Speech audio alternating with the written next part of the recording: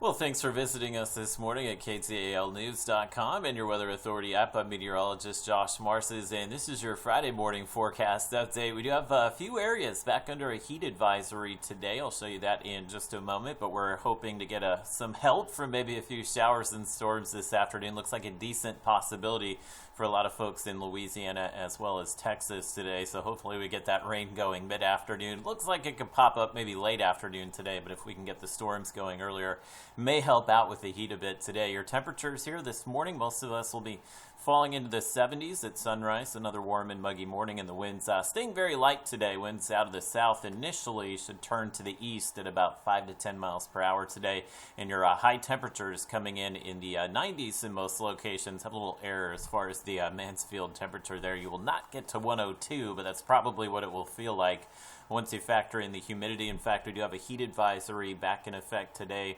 basically for Nevada as well as Columbia County and Arkansas and our easternmost parishes in Louisiana, including Natchitoches Parish as well. It's where the humidity is slightly higher, and that's why we could feel the heat index maybe up to 107 degrees today, and that kind of matches up with what Futurecast is showing. It is showing some of the higher heat indices here over the eastern sections of the Arklatex, but notice some of the areas not the advisory, including Texarkana and Shreveport, could feel like it's above 105 today. So whether you're in Minden, where you're under the heat advisory, or in Shreveport, where you're not under the heat advisory, just some dangerous heat today. So just try to limit your time outside, especially during the afternoon hours today. Now, we still have this little disturbance out there. It did bring some rain south of I-20 late yesterday, and we expect this disturbance will trigger a few showers and storms again this afternoon. So look at your Robbins Toyota Futurecast showing the dry weather with some sunshine this morning. We'll likely see the clouds start to build in midday, and Futurecast is highlighting the potential for a few scattered storms to pop up right around I-20